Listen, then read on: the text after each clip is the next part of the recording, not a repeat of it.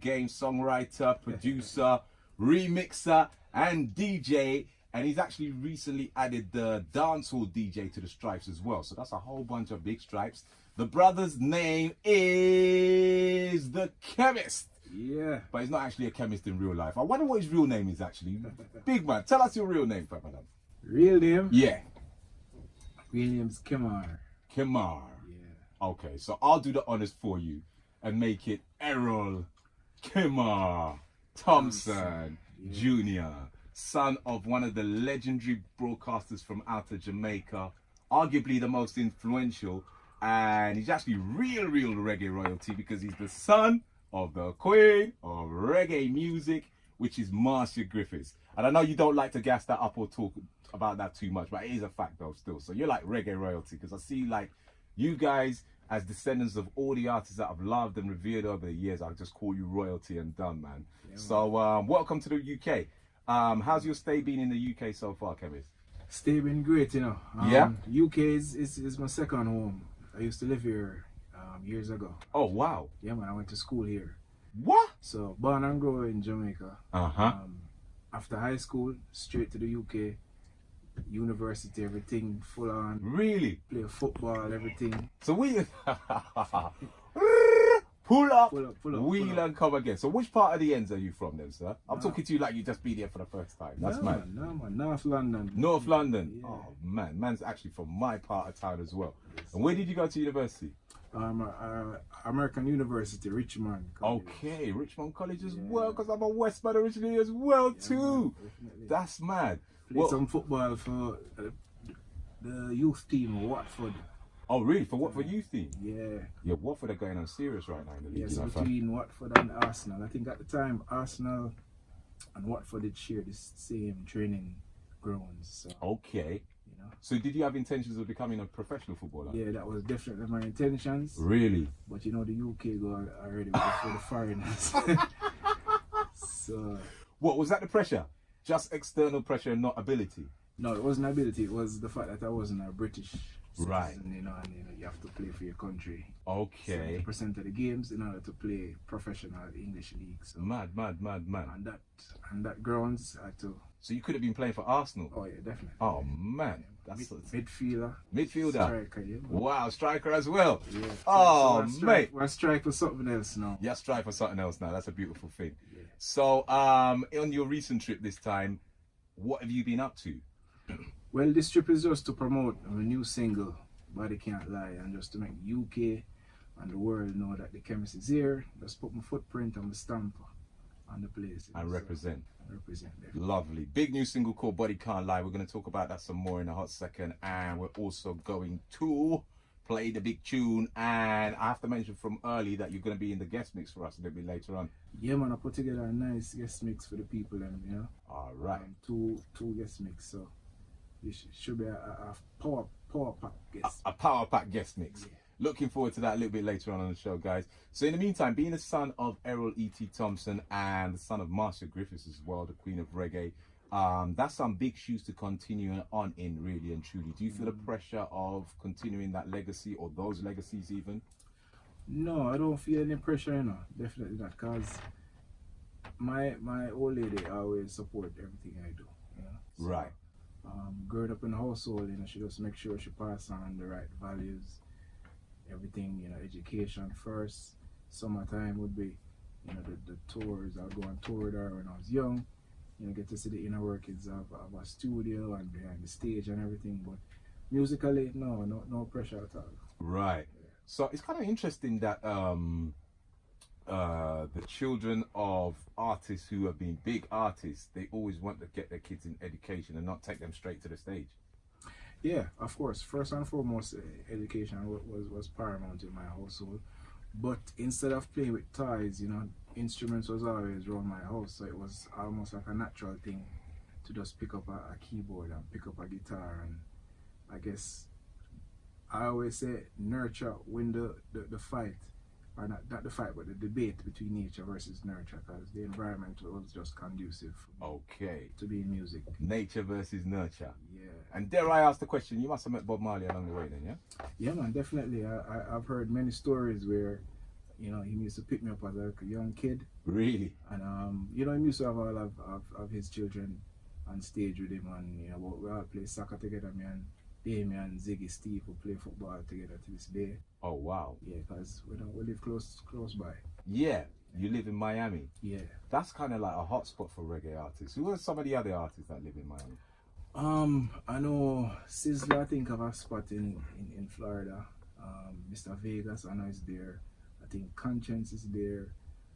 Serrani, and a few more that I really don't remember. All right. So when you say you think they're there, that means you don't all hang out as a reggae scene in the same place. Then, no, but I know them probably have a second home or a third home. Right. And Miami's one of the hot spots. Yeah, man, definitely. Okay. So it's kind of obvious from your parentage how you got into music, but tell us the story anyway. How did you get into music? What were some of your early recollections and artists that you were really into? Well, it definitely started with the piano and the instruments. You know, from a tender age, I'd say 5, 6 years old. I started with the piano, and from there, teaching myself to play chords, self-taught. From there, started with the beat making. You know, my mom had a keyboard on the veranda, and that keyboard had some beat making capabilities, and that's where my introduction to production came. Okay. And then Christmas time now should have some big Christmas parties where all of the big artists them would come. And of course, one night, you know, she busy entertaining everybody, and she said, you know what, just take care of the music. And that was where my DJing started. Right. So, Certain selector in the place. yeah, so CD and the cassettes, and you know, fade in and turn over the volume and try and bring in something that's nice and smooth. So that was the introduction to DJing, and the name Kemar now, to go back to your earlier question where I said Kemar, because that's where Kemist came from. Okay. So me, you know, in high school taking let's say a dancehall beat or a hip hop instrumental and putting a dancehall vocal or a hip hop vocal to it. A friend of mine just said to me, you know, you're a real chemist, you know, because you like to take a bunch of things and just put it in the pot and make something wicked. And combine and mix. So I say, you know, you're a real chemist, and from then that name just stuck. Okay, Chemist. It makes sense now. Keyboard Chemist in the building right now, known to the world as the Chemist, top boy producer, DJ, and remixer. So I kind of like always seen you as more of an international EDM influence producer, not your average straight up dancehall producer. Where have the EDM and heavy bass influences come from? Well, EDM, the kind of EDM that you're talking about, where my production is really dancehall, you know, with just electronic sounds on the top. But I would say a good 80-90% of it is dancehall. You know, you find the heavy bass, the heavy drums, and like I said, just the electronic sounds mixed in on the top. But initially, my introduction to that was some Dutch DJs called Yellow Claw. Right. And some Brazilian DJs called Trap Killers sent me a track a couple years ago to lay some vocals on it. I did a little freestyle, lay the vocals, and Diplo's label, Mad Decent, put it out and just take off. Okay. From then the phone just started ringing. So from there now I started to produce that kind of a sound too as well, and just start to voice up portion of tracks sent from the other DJs too as well. Okay. So what came first, the beat making side in that scene or the voicing? No, the production definitely, because I was producing before. Right. So, but as vocally, that was my first introduction to the world. Right. As a vocalist. Okay. Yeah. And now you consider yourself as a full-blown DJ? Would DJ be the right word in the dancehall sense, or just a vocalist? No, all three. All three? Yeah, still produce, still write, still DJ, and now, you know, as an artist. Okay. And your brother is Esco? Yeah. He's a recording artist that we're Yeah. quite familiar with already from some releases. Yeah, my younger brother, Matty Thompson, Esco. Okay. So how come have you guys ever worked together on anything? Yeah, man, we work together all the time. Okay. Dope writer, wicked artist as well. So yeah, man, we collab on a few projects. Mad. So it's a family affair. Definitely. In conversation with a great chemist right now, fresh in from Miami. He's been in the UK creating some works. We're looking forward to the future, to hearing some of those works in the future. And we're also looking forward to him in the guest mix for us tonight, because he is a top international DJ. Chemist, your first introduction to the game, or your first success, I think, was on the mixtape Party Animal, right? Yeah. 1 million plays on that one on SoundCloud. Yeah, I did a mixtape and I never know it would be received so well. Yeah, so big up that mixtape did a big deal for me. Definitely caught you on the map. Yeah. And Mash It Up, co-production with the Wizard.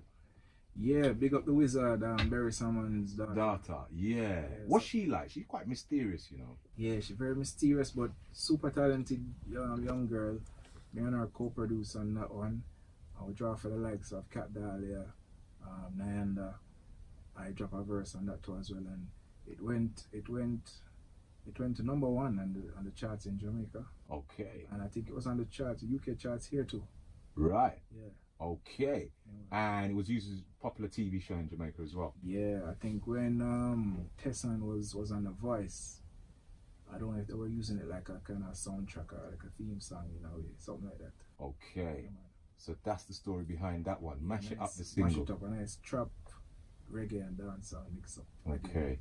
Yeah, the Kemist is in the building, fusing and blending and cooking it up. We love that. Yeah. So it's all about the big new single right now. Body Cant Lie is the name of it. Co-written with Mohambi, right? Yeah, Mohambi from Sweden.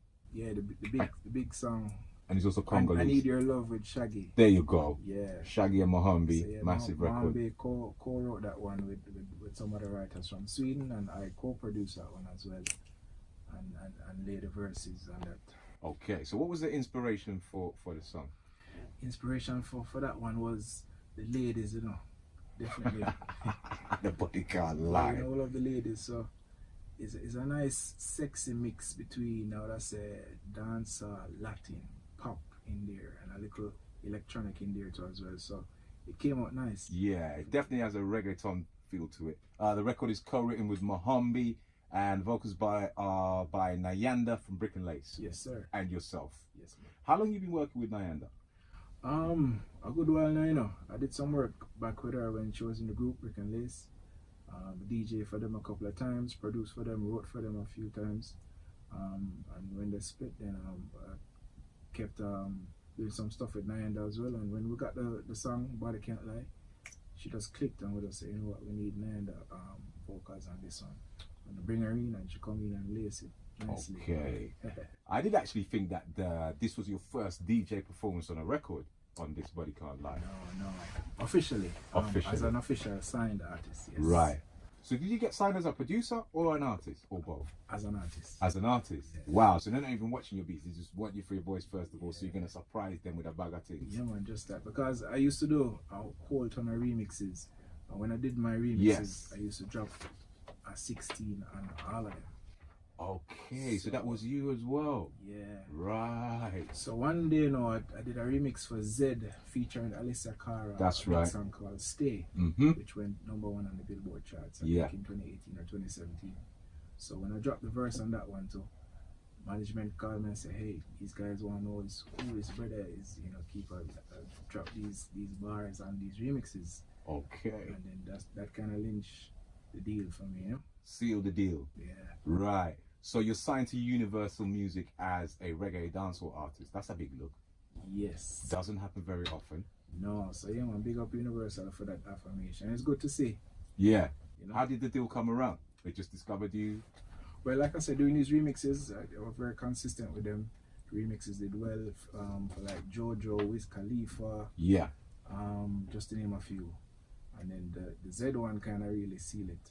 Okay. It made the official remix package too. So Right. after that one, then the deal came shortly after that through management as well. You know, big up management, 21 Tropic. Yeah. Big up Shay in the building right about now, representing. You don't know. So how much do you get signed for, bro? Okay, I disclose that one. I thought I'd just slide it in quick and see if you just say, you know, well, it was like 240,000 or something like that, you know. But the check was righteous then, yeah? Yeah, man, check this. No doubt. Not many reggae and dancehall artists get signed to major labels. No, of course, you know, it's a different time now. And the whole streaming thing coming and the whole thing shift up. So, What are your thoughts on the current shape of the music industry? kind of bittersweet. Bittersweet. The bitter side first?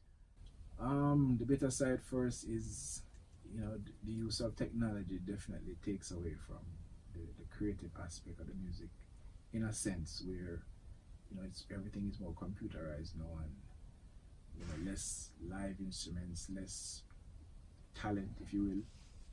Although some of these young kids are doing some clever things, with the computer and with these new sounds, but that's the bitter side of it. And the sweet side is technology. It definitely speed things up and just bringing more people in the game, so more people have access to making music now and producing and DJing, and even the DJing now, it's way easier than before. Tell me about it, man. Just press a button and everything. Yeah, I go to these parties with these people and I'm like, wow, things really have changed here. Like, this is almost not fair. Yeah, so my approach is, can't complain about it, just have to roll with the times. Natural. And, change is constant, I'm saying. Yeah. And there's definitely a new type of artist that's emerging in this digital age. Yes, definitely. So what can I say? The Chemist, enough respect for passing through the building. Couple more questions before you're out though. Yeah. Your overall ambitions as an artist, what does success look like to you? If you told me I would be a signed recording artist 5-6 years ago, I wouldn't believe you. So from here on, everything that happens is just a plus for me. So I'm here to enjoy the journey, just to put my stamp on the world, like I said before. 2019 and beyond, just look out for the Chemist. Natural. So we got an album coming this year from you. Yeah, album EP, which kind of more than halfway finished now. So okay, an album and an EP. /EP. EP/album. Okay, so good body of work. Yeah, definitely good body of work. A nice mixture of everything. Like a reggae in there, dancehall in there, called future dancer, if you want to call it. What do you think of the term future dancehall? I don't mind it. It's not traditional dancehall. Is a little bit forward, if you will. Yeah, some techie kind of not dancehall. necessarily better, because people hear forward and think, oh. Yeah, we're trying to say something. No, we're not trying to say that. Man. We're just having up the music same way. Yeah, man. And where do we go from here? What's the plans for the next 6 months? Well, more music. Still recording every day. Still DJing. Still writing. Still producing. So yeah, man, just a barrage of music coming. I hooked up with some of the top producers here in the UK. People like Fanatics, Toddler T, Emac, Silverstone, just to name a few. Okay. Yeah, man, Shawnee B. Yeah. So whole host of works. Well, you never back up on Orange Hill and the Ras Kwame squad yet. Of course, Orange Hill Unite. Aha, that pleasure yet to come. So we're gonna do something for sure. All right, so in terms of the socials, if people want to stay up with you, True said they're going to be tuning into your heavyweight mix tonight later on, and when they hear it and they say, whoa, where's the links? Yeah, man, well, you can reach the Chemist on all social platforms at I Am The Chemist, IAMTHEKEMIST, Chemist with a K. Yeah, man, Facebook, Instagram, Twitter, YouTube, everything. Everything Spotify. up there. Yeah, man. Check All right. Follow the journey. Follow the journey. That's the words from the big man, my special guest in the building right now. It's all about the Chemist, representing with some heavyweight flavors. A little bit later on in the mix for us right here on Capital Xtra on the Reggae Recipe. Yes, sir.